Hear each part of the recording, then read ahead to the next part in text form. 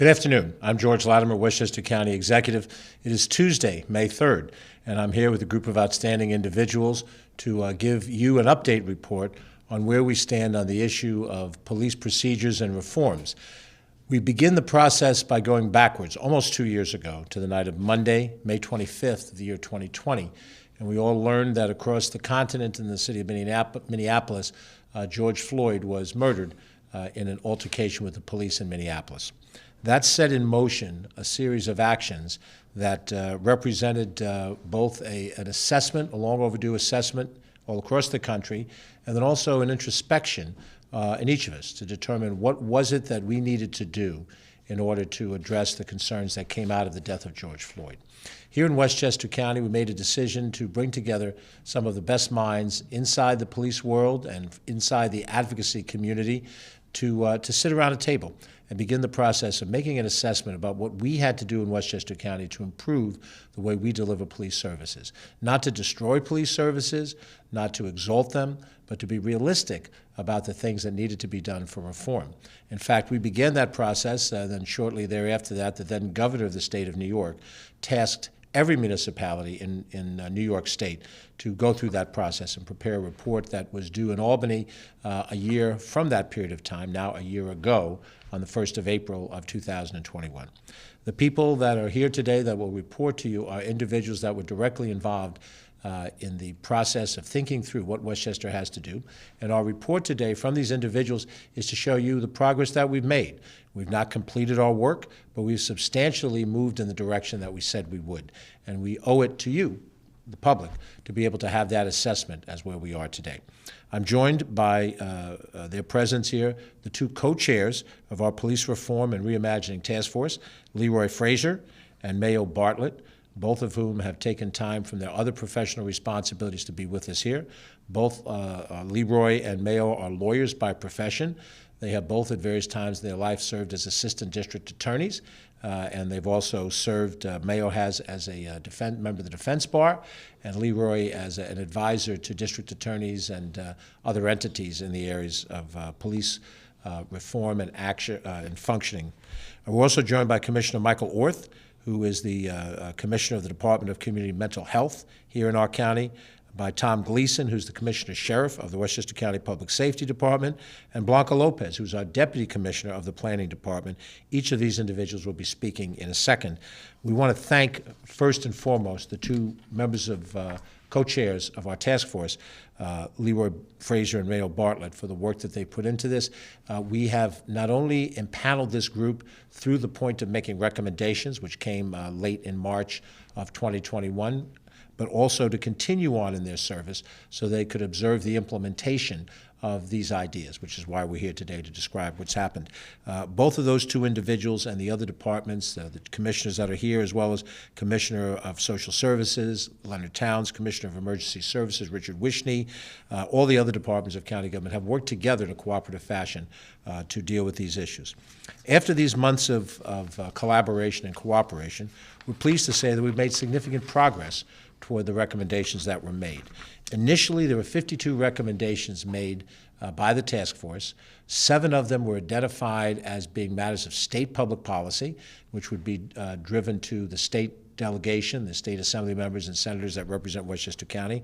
There were 7 of them that represented concrete matters of legislation that would be worked through with the Westchester County Board of Legislators, and there were 38 of these recommendations that could be implemented through the executive function, either through the function that Commissioner Gleason has heading the department, or those responsibilities that fall to me as county executive.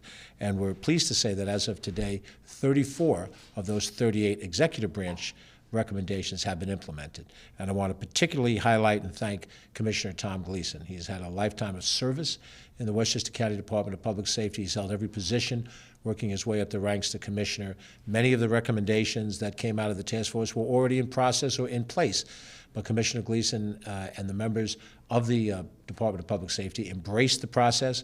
We've worked together closely. When he speaks in a few seconds, he'll describe some of those elements. We have fully funded this county police department, $52.8 million in this last budget. And we believe that the functions of both funding and reform are not mutually exclusive. There's a lot of rhetoric out there. We can't stop people from saying what they say. All we can do is function in a governmental way, in a way that we think is most prudent and the way that the people of Westchester County expect us to do, which is to provide the best possible policing services that we can and do that properly funded, and at the same time look at those ways that we can improve the way we do that, to be more sensitive and to gain the trust and the confidence at a higher level of the people that we serve. Some of the recommendations that we're going to talk about today, they're a large and varied group. Some of them we've talked about a little bit before, but the recommendation to implement a mental health crisis response team has been implemented. Michael Orth will talk about that in some greater detail. Efforts to increase and diversify the recruitment efforts of our county police department to provide for more diverse police force. Tom Gleason's been at the front edge of that. To provide body cameras for all of our police officers and dash cams for all of our vehicles, and a host of other things in training recruits, expanding our use of social media, modern technology, police app, library of training videos, increasing training, a host of different things that came out of the study work of this group, which we can report that have been implemented. The members of the task force, including the two leaders, have really done exemplary work. There were law enforcement professionals of all types on this task force, members of the clergy, those who have advocates for criminal justice reform, human rights professionals, and other public servants, all coming together to try to work through a blueprint. And we did it at the same time that 40 other municipalities in Westchester County were going through the same process. And there was an interaction between what was happening at the county, the villages, the towns, and the cities. Some of the recommendations that came out of the municipal reform task force pointed to things that we would do regionally as a county government. So it was not merely one bureaucracy in a silo and another bureaucracy in a silo, but it was a cooperative effort that went through all of these things. At the end of the day, securing public safety is one of our key priorities as a government. If we don't have public safety and order in the way we conduct our affairs every day, then we can't have a civil society. At the same time, the men and women who are brave, who do that enforcing of the order, also have to function in a society that is diverse, a society that has many different attitudes and ways of approaching issues and problems, and we have to be aware of those differences, and we have to be able to deal through those differences to accomplish that peaceful order in a way that is acceptable in a community, and that we have the voluntary cooperation of all Westchester residents. And I would argue that we're in the process of doing that. We've long since shared, earlier this year, crime statistics that show that crime in Westchester County is down by 25% when comparing the first portion of 2017 with the similar period of time in 2021. Significant drop in crime. And I credit that to the combination of the type of policing we do, the way that we have technology, the interactions between police departments, and also the way we deal with the community. And it's important to have the confidence of the community, and to the extent that these recommendations will help us grow that confidence and show a greater sensitivity, then we will be doing our jobs effectively. Let me begin by inviting Leroy Frazer, co-chair of the Police Reform and Reimagining Task Force, to join us.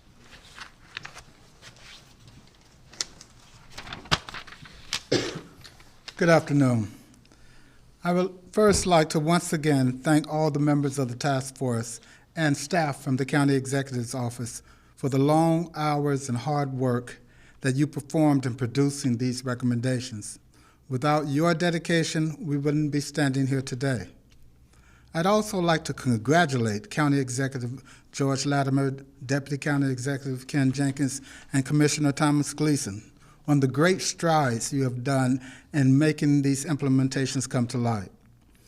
It is one thing to have the foresight, as the county executive did, to establish a task force and have words put to paper dictating what should be done in the wake of the horrible tragedy that came about with the death of George Floyd.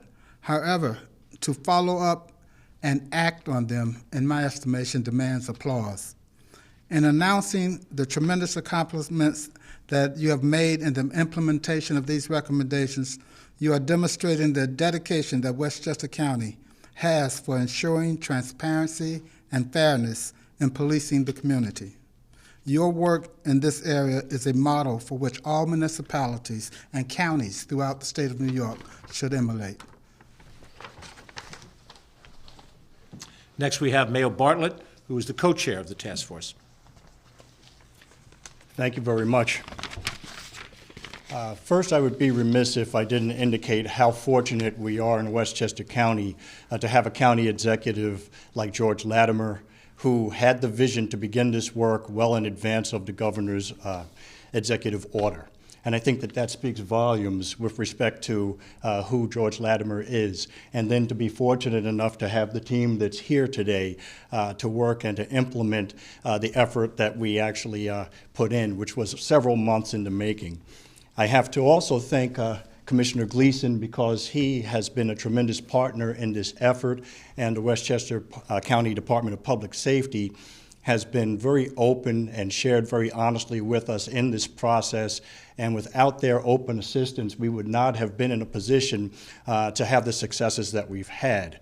We're very fortunate to have been able to work with Blanca Lopez, to have had Deputy County Executive Ken Jenkins, and to be fortunate enough to have worked with Leroy Frazer, and to have worked with Director Giuliano and Commissioner Orth. And I've learned a tremendous amount over this period of time, and I've been involved in law enforcement in one form or another for 30 years. We have truly worked in an effort to provide a foundation so that future generations do not have to deal with the things that we are currently dealing with in terms of struggles. And we've done so in an effort to try to strengthen and build community so that long after we're no longer here, future people who live, work, or reside or pass through Westchester County will do so with the understanding that they have the best police department that they can possibly have, that is a model for others, but also that is not so self-centered that we don't realize that other communities have things that they can lend to us. So it's been an absolute pleasure, and I look forward to continuing the work that we've been tasked to do. Thank you. Thank you, Mayor. Next, I'd like to introduce our Commissioner Sheriff for the Department of Public Safety, Tom Gleason. Thank you, sir.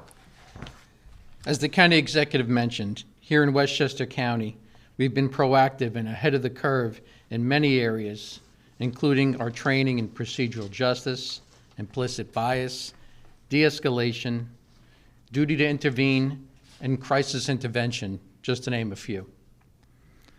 And although we had policies and procedures in place that incorporated many of the task force recommendations, we were always open and are always open to looking at possible ways to improve upon what we do.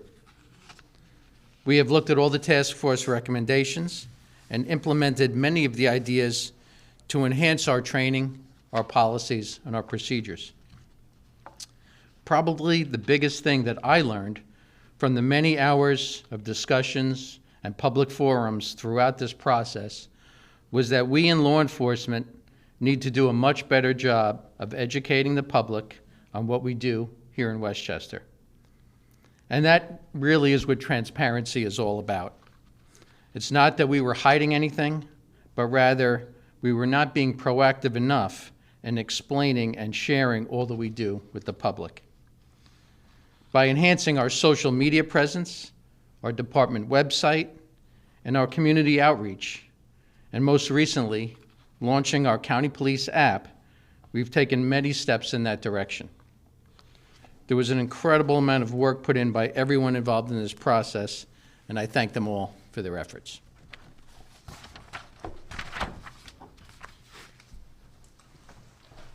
Thank you very much, Tom. And Tom, please bring back to the rest of your senior team, to Chiefs John Hodges and Chris Calabrese and Jim Luciano, to Deputy Commissioner Terrence Rayner, our thanks to all of the men and women of the department for their work along with yours in this effort. Next, I'd like to introduce the Deputy Commissioner of our Department of Planning. When we began this process, she was Assistant Director of Operations here on the Executive Chamber on the 9th floor, and she was promoted down to the 4th floor, where she became Deputy Commissioner of the Planning Department, and her expertise in a number of other policy areas, housing notably, has brought her to a position of greater responsibility.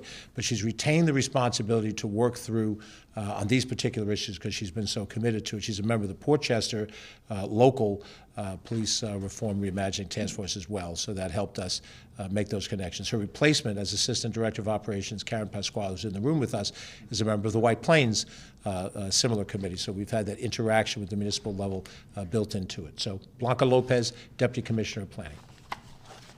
Thank you, County Executive. Good afternoon, everyone. I would like to take this opportunity to actually talk about Project Alliance.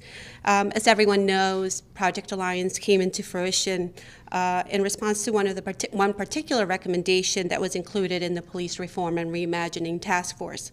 And this recommendation was to expand the use of specialized teams to respond to mental health calls countywide and explore additional co-response initiatives. I want to thank Joan McDonald, Director of Operations, for having the foresight to convene a magnificent group of individuals that I had the pleasure of working with to create solutions to respond to this particular recommendation. Commissioner Orth from our Department of Community Mental Health, Commissioner Wishney from our Department of Emergency Services, Commissioner Gleason from our Public Safety Department, and Commissioner Towns from our Department of Social Services. Our team worked closely over a period of several months in 2021, and through the many conversations and discussions that we had, we knew that we wouldn't be able to just come up with one particular approach or one specific response, and that instead we would come up with a 5-pronged approach that builds linkages among dispatchers, members of the EMS community, police officers, mental health professionals, and the community at large.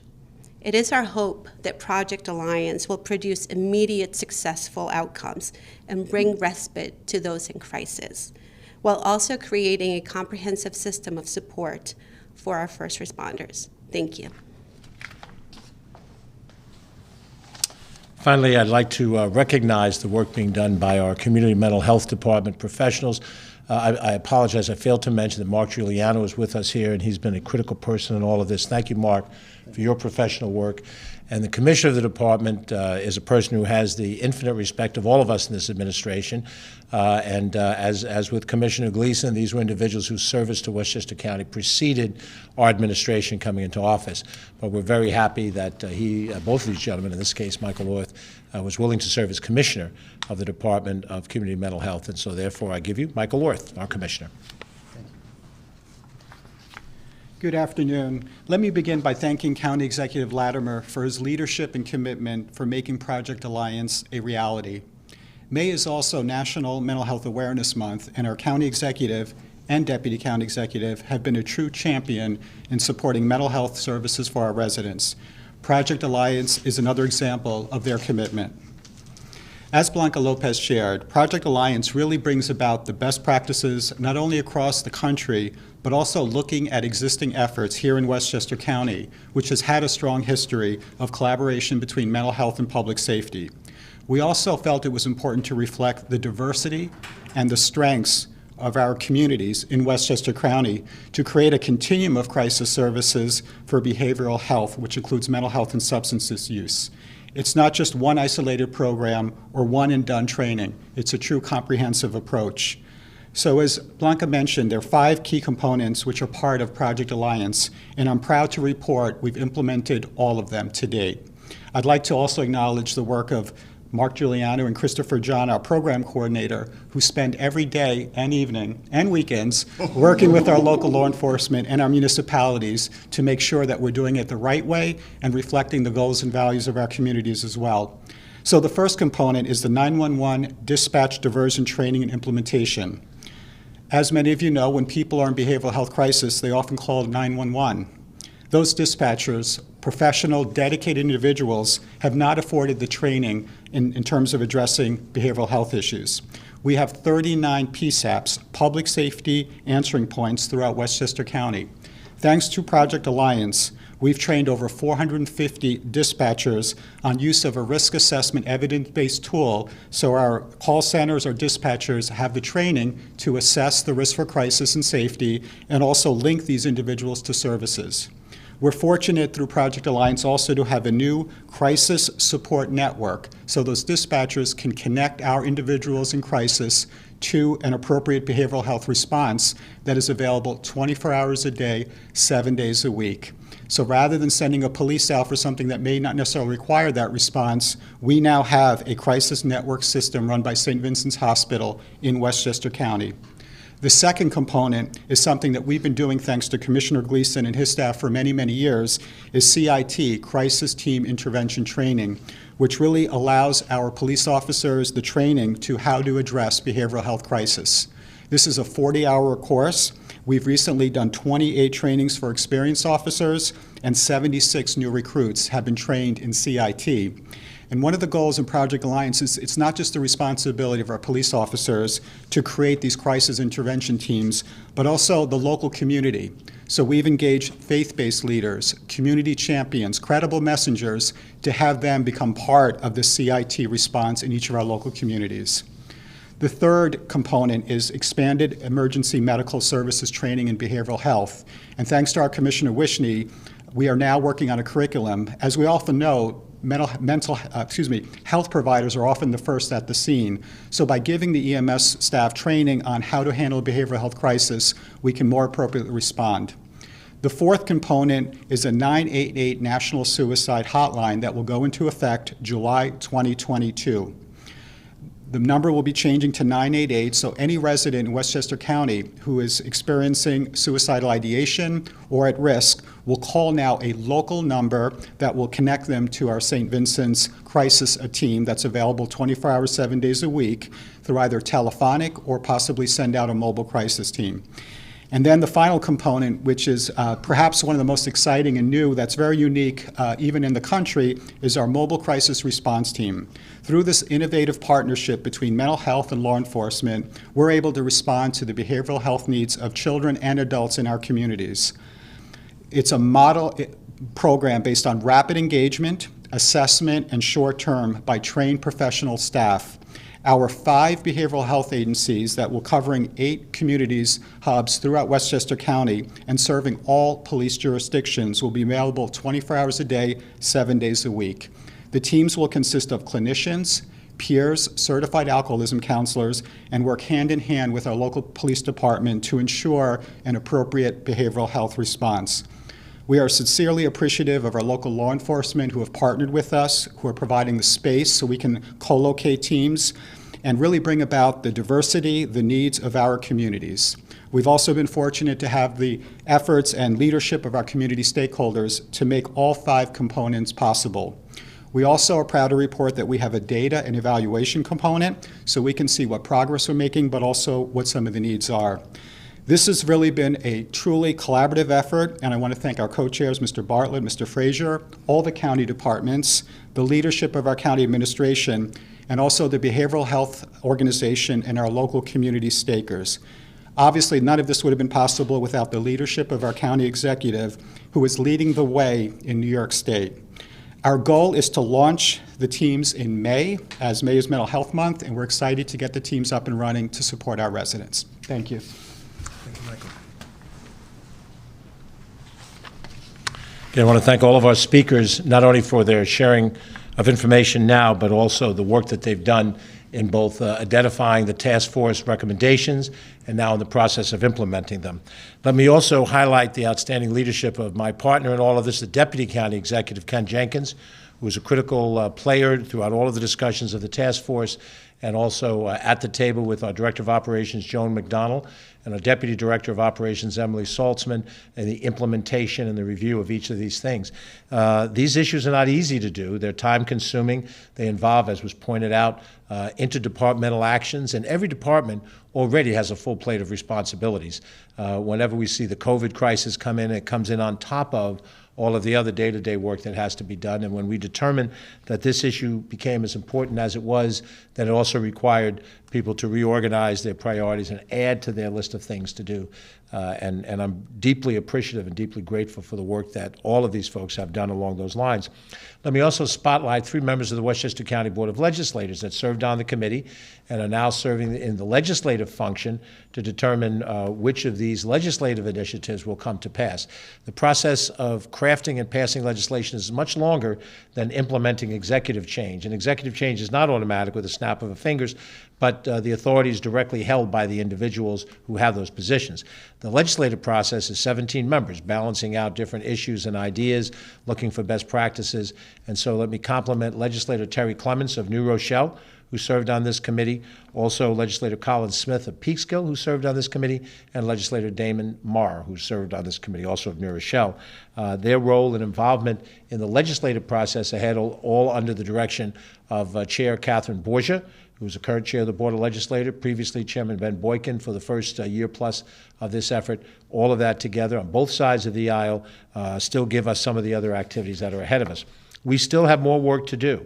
We've made a commitment in one of these recommendations to make sure that all of our communications are available as well as in English and also in Spanish and potentially in some other languages that represent the native language of some of our Westchester residents. That is in the process of happening. It's not yet complete. We've identified that we look forward to having in place a hate crime liaison at each of the local police departments. There are 40 other local police departments in the 45 municipalities.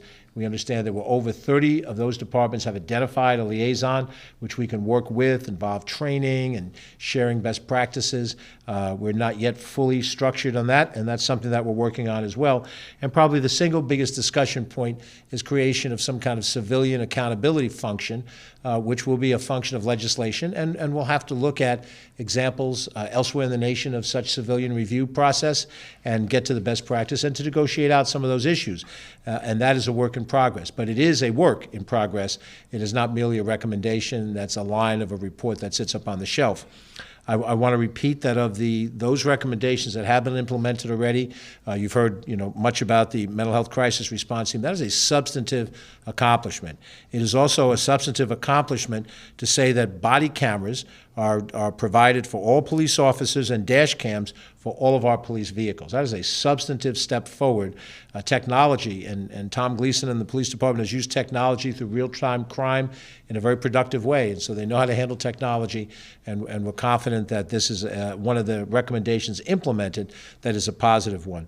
I've mentioned about the efforts to increase and diversify our police force, and I have myself been there for various classes of recruits that have come through our process, some who've been sworn into office as Westchester County police officers, and those that are going out to other departments in the county. And you will see the diversity that reflects Westchester County in those police recruit classes, and that is a good sign. It is always helpful to have people that look like the people that they're working with, and also the communication skills for the Spanish-speaking community and other language communities, and that is in place as we speak.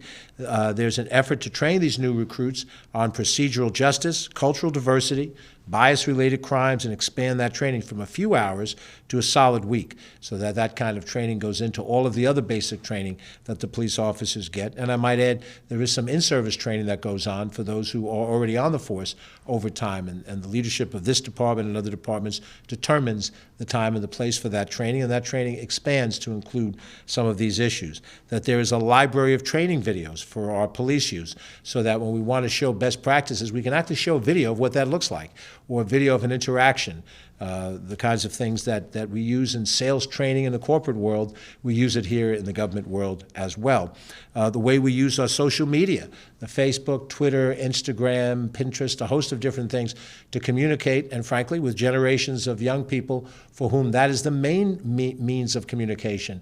For those of us in an older era, pre-social media, we don't necessarily appreciate how central social media is as the connective force of communication, and to use that in the proper way, and that is part of what one of the recommendations were, and that led to creation of a county police mobile police app. Now, again, as a 20th century man who happens to be living in the 21st century, I'm not accustomed to every single thing having an app. And if you're somewhere in my age category, you can relate to that. But if you're anywhere younger than me, it's like, what gives, Grandpa? I mean, everything is on an app, right? Well, to create a police app so that you can communicate, you can get information by clicking on your smartphone would seem to be obvious to some, but it's a step forward for us, and I compliment Tom and his team for doing that. And the work that we've done in those areas where the county police have local police functions in the village of Mount Kisco, which is a diverse community, the working that is happening where the county police are actually the street police in that community. We provide a somewhat similar function in the town of Cortland, and the county police has always been available to negotiate with any municipality who chooses to use us as their local police force. They have their own police force, that's fine, or they can work through the county as well, and we're happy to do that. And then, of course, when the weather turns warm in the spring and the summertime into the fall. Our county police is the police force that polices our various parks, Glen Island, a host of other different major places, Kensico Dam Plaza, and that's where we have a lot of interaction with the public and issues arise. So all of these different implementations of these recommendations, things that have done, things that we're still in the process of working, this is a real concrete response.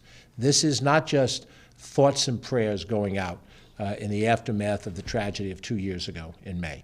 This is reasonable people who sit down and debate. And by the way, the debates on this task force were not automatic. There was quite a bit of controversy. Any number of different recommendations had people who opposed them for different reasons, and their point of view was included in the dialogue, and in some cases shaped the outcome of what the end product was. So this was not rubber stamping predetermined things.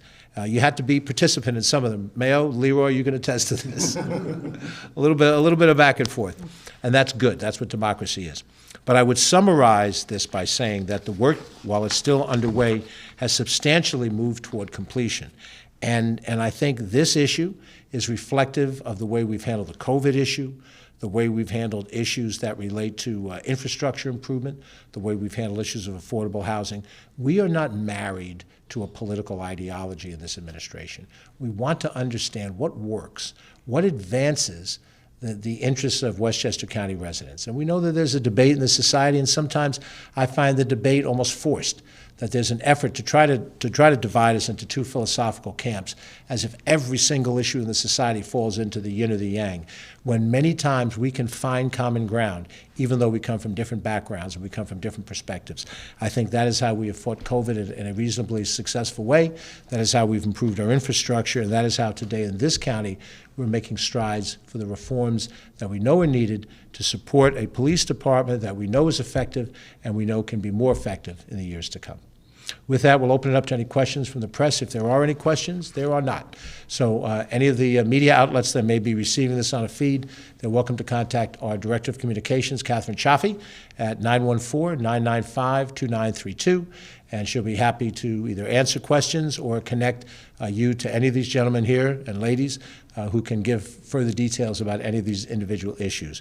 We intend to continue the work of the task force. Leroy and Mayo have not yet been able to sign off their responsibilities as we see us implement the remainder of these recommendations to make sure that a year into it, we're continuing to make the progress we need to make and hopefully to report back to you at some appropriate point in time to let you know what further progress we've made. Some of that progress will be made through the legislative process, and I'll defer to Catherine Borgia, who chairs the Board of Legislators, as those legislative issues come to full fruition. But I thank you for watching. I thank you all for your participation, your tremendous outreach, and your tremendous effort. I'm personally grateful, and the people of Westchester County are grateful. I'm George Latimer, Westchester County Executive. Thank you for watching. Have a good day. Stay safe.